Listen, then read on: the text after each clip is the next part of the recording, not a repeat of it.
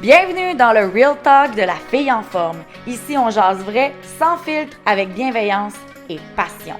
Prépare-toi à déconstruire certains mythes dans le domaine du mieux-être et à mieux comprendre ton corps. Parce que la santé optimale, c'est pas juste une question de chiffres sur une balance, c'est de l'harmonie. Une alimentation saine et équilibrée, du sport au quotidien, un système hormonal stable et surtout, un grand amour pour soi-même. Mon objectif, t'aider à bâtir une vie où tu te sens forte, énergique et bien dans ta peau, dans la joie et sans culpabilité. Prête à te transformer? C'est parti! Bon matin, bon midi, bonsoir ma belle amie, j'espère que tu vas bien. Aujourd'hui, je te parle d'un sujet qui est venu me rentrer dedans beaucoup pendant mon voyage au Brésil et c'était le fait d'être confrontée à la beauté. Parce que je pense que vous savez, là, les Brésiliennes sont très belles. Le Brésil en tant que tel met beaucoup d'emphase sur la beauté. Il y avait des faufounes au pied carré là-bas, il y avait des seins refaits au pied carré, il y avait beaucoup de gens très en forme. Puis c'est venu jouer dans certaines de mes bébites où est-ce que j'ai longtemps cru que j'étais tellement masculine comme femme que c'est ça qui faisait que les hommes n'étaient pas attirés vers moi. Puis pourtant, quand je me rouvre les yeux, je me rends compte qu'il y en a une trollée alentour qui aimerait être avec moi, mais sauf que ça reste qu'on voit toujours bien plus avec nos yeux, avec nos lunettes de la réalité. Donc, ça nous permet pas de nécessairement voir ce qui est vraiment alentour, mais on se fait tellement une fausse croyance dans notre cerveau que c'est comme, ah ben moi je suis tomboy, fait que c'est sûr que les beaux gars seront pas attirés par moi. Parce que dans ma tête, le gars musclé, en forme, le grand costaud masculin voudra pas d'une femme comme moi qui est entrepreneur, qui a des courbes, qui a rien de refait sur elle. Fait que, tu sais, ça reste que c'est une croyance, là. Donc, le Brésil est venu me trigger par rapport à ça. Et en parallèle, j'étais avec une amie là-bas qui, elle, a tous les standards de beauté, là. Par rapport à la société, bien entendu, là, tu sais, elle a les seins refaits, elle est toute petite, elle est blonde, elle a des belles babines, elle a les dents droites, puis blanches, elle est drôle, elle est ricaneuse. Tu sais, moi, dans ma tête, là, je la regardais et je me disais, si j'étais un homme, c'est clair que je choisirais elle. Tu sais, quand on marchait les deux, j'étais comme, je ne voyais que les yeux des hommes qui posaient son regard sur elle jusqu'à temps qu'elle me dise, tabarnane, Mylène, t'as-tu vu tout le monde qui te check? J'étais comme, de quoi tu parles? C'est toi qui check. Ils sont comme, ben non, celui-là, il vient de genre ouvrir la bouche pendant que tu passais. J'étais assis là, comme, c'est sûr que c'est pas moi qui checkais, tu t'en allais vers les toilettes, là, tu sais. Puis j'étais comme, à quel point que notre regard de femme à nous veut voir seulement ce qu'on croit. OK? Fait que aujourd'hui, je voulais venir démystifier c'est quoi la différence entre être une femme et être forte. Parce que, t'inquiète, là, suis-moi, là, on s'en va vers en quelque part qui va donner du sens. Mais je voulais d'abord faire la prémisse de ce voyage-là au Brésil, puis d'avoir eu la chance de vivre ça justement avec mon ami, parce que ça m'a ouvert les yeux sur la féminité. Puis parce que la première chose qui me venait en tête quand je voyais les gars qui checkaient Dylan, c'est que je me disais, moi, je suis pas assez féminine. Moi, j'ai rien de refait, je suis bien normale, j'ai de la cellulite sur les fesses, tu sais, puis j'en ai en tabarouette des fesses, tu sais, j'ai comme rien de femme, tu sais. Puis, veux pas, quand que je suis confrontée à certaines bébites, j'aime beaucoup écrire. J'aime beaucoup parler. J'aime beaucoup approfondir. Ouais, mais il y a quelque chose qui se cache derrière cette bébite-là que je dois venir comprendre. Puis à un moment donné, assise avec Dylan, je lui ai nommé. Je lui ai nommé cette vérité-là de dire, Dylan, Ça fait 4 jours qu'on est ensemble, ça fait 4 jours que je me sens plus laide que jamais. Comme je vois les gens qui te regardent toi, puis ça me fait réaliser que moi, je suis tomboy, que moi, je suis pas féminine, que moi, il n'y a pas de gars qui s'intéresse à moi, tu sais. C'est là qu'on a, puis ça a été très émotif, là, en passant, parce que si on recule de v'là 10 ans, Mylène voulait absolument avoir un regard masculin sur elle pour se faire valider. Puis maintenant, je travaille beaucoup ça, à me dire, je n'ai plus besoin du regard des autres pour savoir qui je suis, mais ça reste que c'est un peu challengeant pareil, là. Tu sais, c'est facile de revenir à l'ancienne personne qu'on était, puis de, justement, jouer la game de « Oh mon Dieu, si je me fais dire que je suis belle, mais dans ce cas-là, c'est sûr que je suis belle, tu sais. » Mais là, avec la discussion que j'ai eue avec Dylan, en étant très, très émotive, puis en nommant que ça venait vraiment jouer dans mes bébites, c'est là qu'elle m'a dit, ben voyons Mylène, quand tu t'es levée tantôt pour aller aux toilettes, il y a au moins 3 personnes qui t'ont checké. Puis là, on s'est mis à parler de ça, puis de à quel point que on ne voyait pas la réalité parce qu'on voyait que à travers nos croyances. Donc, si tu crois que tu es laide, ben, tu vas attirer, tu vas voir dans ta réalité toutes les manières inimaginables que tu penses que tu es laide. Tu vas croiser un miroir, tu vas être comme, oh mon Dieu, je suis laide. Tu vas voir une voiture qui va arrêter pour te laisser passer, puis tu vas faire, c'est sûr qu'il arrête, il voudrait pas être bumpé par mon gros cul, tu sais. Tu comprends-tu? Comme les discours internes qu'on se crée de merde par rapport à la réalité qu'on s'est fait mettre dans la tête ou qu'on se met dans la tête par rapport à notre physique. Et là, ben, je tiens à nommer tout ce qui s'est passé depuis ma discussion pour lui nommer que, hey, je me sens laide, je me sens gros, je me sens pas femme. Après, j'ai décidé, une fois que ça a été nommé, de devenir la femme la plus belle inimaginable de la planète, là. J'étais là, je me disais, moi, je suis Mylène Massé et je suis femme et je suis belle. Puis peu importe que j'aille des grosses cuisses puis que je sois capable de lever 200 livres à bout de bras, je suis féminine. Parce que j'ai décidé de redéfinir le mot féminine. Et là, je tiens à faire un aparté parce que, oh my God, que c'est intéressant. J'ai parlé de ça à bien du monde, là, bien entendu. Là, quand je suis en questionnement, là, j'aime bien ça, avoir l'avis des autres. Je te pose d'abord la question. Si je te demande, c'est quoi pour toi être féminine? Et là, soyons honnêtes, là. La plupart vont répondre, ben, c'est d'avoir des beaux cheveux, c'est d'avoir des ongles faits, c'est d'avoir des belles bobunes, c'est d'être maquillée, c'est d'avoir une certaine élégance au niveau vestimentaire, c'est d'avoir pas de poêle, c'est d'avoir une belle grosse poitrine. Puis là, nommez-les toutes, là. Les standards de la féminité. Mais non, ça, c'est des standards de beauté. Big difference, my friend. Big difference. Et je tiens à venir démystifier les deux. Parce que je me suis mis à lire sur le féminin sacré, bien entendu, suite à ça. Et on parle ici, là, je tiens à te le dire, la féminité n'est pas un stéréotype figé, mais un concept riche et multiple. Elle englobe la sensibilité, la créativité, la douceur, mais aussi la puissance intérieure, la connexion à son corps et la vulnérabilité. Je ne sais pas pour toi, mais moi, en lisant cette phrase-là, j'avais envie de pleurer.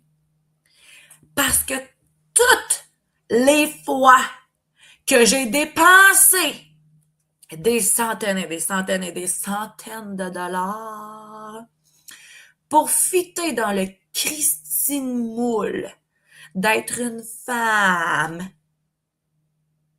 pour être vue par des hommes, puis pour être aimée par des hommes. Alors que tout ça n'a jamais, jamais, jamais été une question de look, mais une question d'attitude. Je répète ça. La féminité n'est pas une question de look, mais une question d'attitude. Je sais pas pour toi, mais moi, c'est venu me puncher d'en face. Puis drôlement, en comprenant ça, j'ai vu les versions de moi qui essayaient de devenir un homme pour gérer, pour contrôler, puis pour un peu combattre cette partie-là de moi. Tu sais, la vulnérabilité, c'est pas quelque chose qui est tellement facile là, dans le day-to-day, mais de me rendre compte que j'avais pas besoin d'agir comme un homme. J'avais pas besoin d'être forte. Parce que si je me réaligne avec la vraie personne que je suis, là, née femme, j'ai pas besoin de me faire les cils, les cheveux, les babines, les gna gna gna. J'ai besoin d'incarner ma sensibilité. Puis en tout cas, je sais pas si tu me connais dans la vie, là, mais bienvenue si c'est ton premier épisode. Bonjour, je m'appelle Mylène Massé. Mais si tu m'écoutes, ça fait longtemps que tu me connais, là, belle Jojo d'amour, ma marraine qui m'écoute, tu sais que je suis sensible là, depuis day one of baby Mylène. Mais j'ai tellement combattu ça, là. J'ai tellement combattu la sensibilité parce que ça fait mal, parce que tu veux pas paraître faible. Fait que je suis devenue quoi? Forte. Forte en tabarnane. Puis je suis devenue forte physiquement parce que je savais que automatiquement j'aurais peut-être une certaine force psychologiquement. Puis c'est très subtil, là. Je vous dis ça, là, puis c'est pas genre c'était conscient, là. Tu sais, j'étais allée faire du crossfit, puis je voulais deadlifter 320 livres parce que je voulais être plus forte au niveau psychologique. C'était pas conscient, tout ça, là. Dans mon inconscient, je voulais tellement pas montrer ma vulnérabilité, ma sensibilité, qui est tellement là que je suis devenue forte.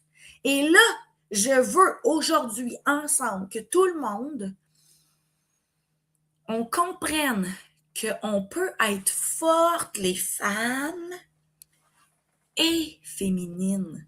Et là, on va dissocier le forte psychologiquement, forte physiquement, pour dire que tu peux être forte tout court, là, genre être aligné à tes valeurs, connecté à ta puissance, être forte dans ton corps, lever lourd aussi.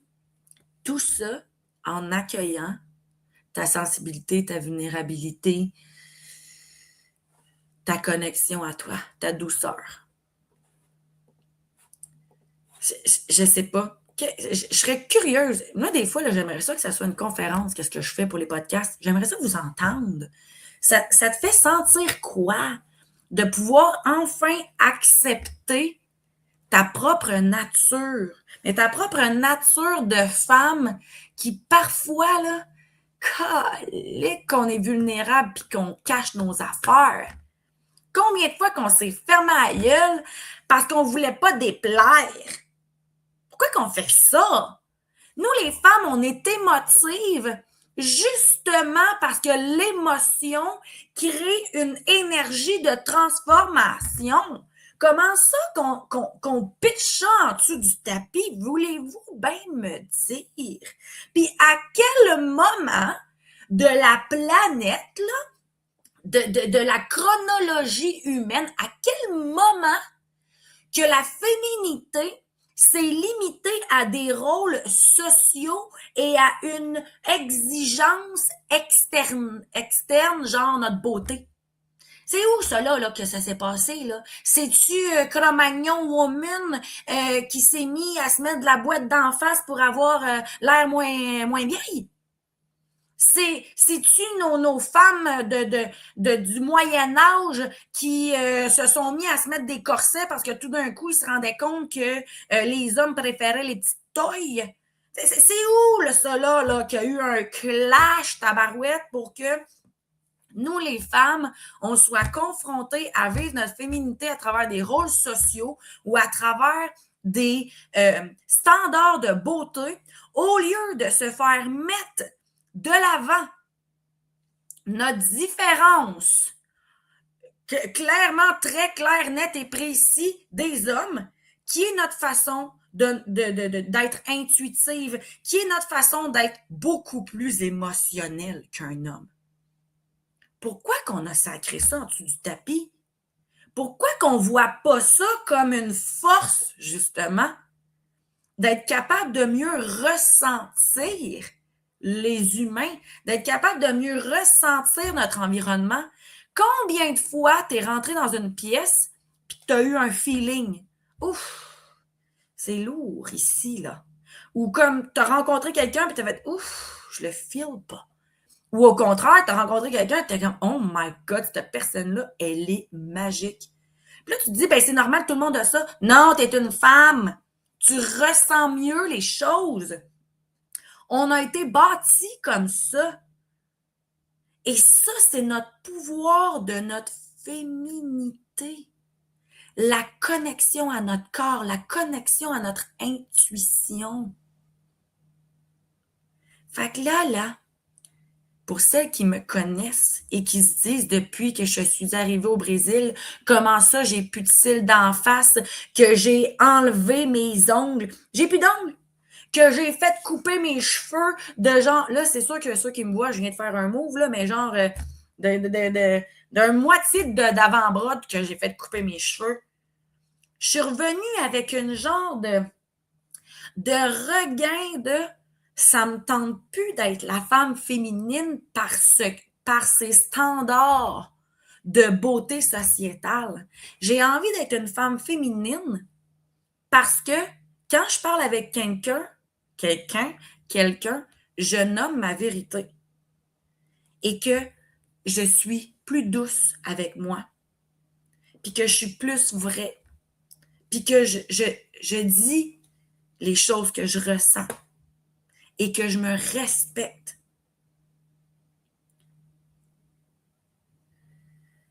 Ah! Hey, encore une fois, là, ce qui me vient, là, c'est j'aimerais tellement t'entendre. J'aimerais tellement voir. Tu sais, ça résonne-tu avec toi, ce que je dis? Tu sens-tu que t'es une fucking guerrière? Puis que tu te mets des ongles puis des cils parce que justement, t'es tellement une guerrière, t'es comme, mais là, il faut que je reste un peu femme à travers tout ça, tu sais. Puis pourtant, être femme, là, c'est être nous. Puis c'est fou, hein, parce que, tu sais, tantôt, je parlais de la cellulite, là. Il y a quelque chose de vraiment exceptionnel qui s'est passé depuis que je suis revenue. Mon corps n'a pas changé, là. En tout cas, je pense pas que le Brésil a changé mon corps, là. C'est pas 3 semaines qui changent la vie, là. Mais depuis que je suis revenue, je suis dans l'acceptation complète de mon corps. Comme, je mets des shorts au gym, chose que j'ai jamais fait, là. Je me sens belle à un autre niveau. J'ai l'impression que mes jambes, je sais pas si, encore une fois, si c'est le Brésil, si c'est ce que j'ai bu là-bas, si c'est juste mon regard, mais j'ai l'impression que mes jambes sont plus belles, que je suis plus affinée. Bon, j'ai aussi commencé des traitements de madérothérapie en collaboration. J'ai aussi fait le traitement VSS dans dermologie avec l'espace bien-être. Tu sais, dans le sens que je prends soin de mon corps, je prends soin d'aider mon corps à éliminer les toxines, puis à être bien. Puis ça se peut que ça crée que j'ai une jambe plus petite, puis que je sois plus affinée, mais en même temps, je suis sûre qu'il y a une partie psychologique derrière ça. Le fait de plus s'accepter. le fait de vouloir s'incarner par rapport à qui nous sommes versus de ce à quoi on ressemble.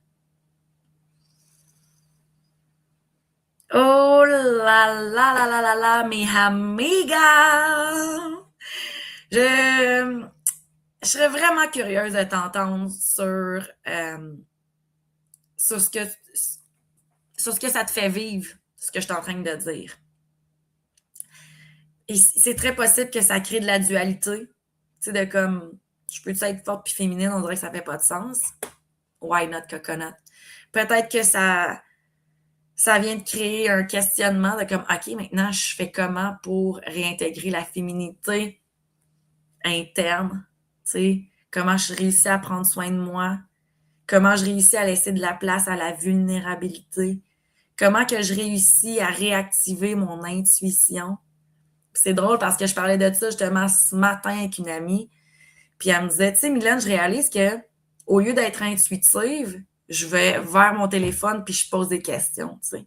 Ou je vais vers mon téléphone puis je tais mon intuition parce que je suis comme, OK, cellulaire répond à mes questionnements. Mais des fois, si on laissait de côté notre téléphone puis qu'on faisait juste incarner comme la situation qu'on est en train de vivre, à se dire, OK, comme il se passe ça en ce moment, qu'est-ce que mon corps me dit de faire? Qu'est-ce que je ressens pour vrai? Tu sais? En tout cas. Fait que je me lève devant toutes les femmes qui ont décidé d'accepter leur féminité et d'être fortes. Et je me lève pour toutes celles qui sont en voie de le faire. Et je me lève pour toutes les futures générations qui peut-être, tôt ou tard, brisera le fameux cycle de beauté qui est en lien avec le fait d'être femme. Parce que femme forte et femme féminine devraient maintenant cohabiter. Puis femme forte et femme féminine devrait être une définition de la douceur, de la puissance, de l'alignement, de la vulnérabilité. C'est ça, je pense. C'est clairement ça que je pense maintenant, être féminine, être complète et être puissante. Ah, ma belle amie! Viens donc m'écrire dans les commentaires comment tu te sens suite à cet épisode-là. Qu'est-ce que toi, tu penses de la féminité, de la force, etc. Je serais vraiment curieuse de t'entendre. Tu peux venir m'écrire sur Instagram, Facebook. Tu peux répondre tout simplement en dessous de la vidéo si tu es sur YouTube ou Spotify. Ils ont des places pour mettre leurs commentaires. Et s'il te plaît, n'oublie pas de noter l'épisode sur 5 étoiles pour aider les autres à trouver tous ces épisodes-là en lien avec les 4 piliers de la santé optimale. Je te souhaite une magnifique journée. On se revoit la semaine prochaine.